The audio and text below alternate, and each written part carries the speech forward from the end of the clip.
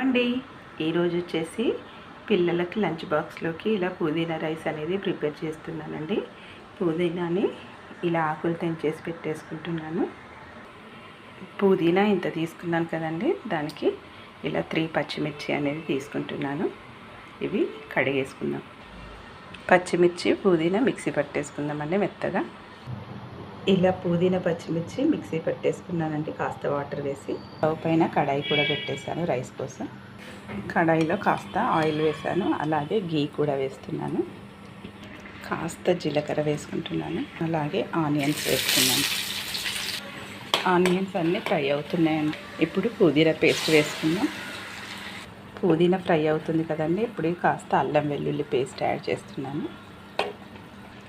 కాస్త పసుపు, సాల్ట్, కాస్త ధనియా పౌడర్. ఆయిల్లో ఇలా ఫ్రై అవ్వాలండి పుదీనా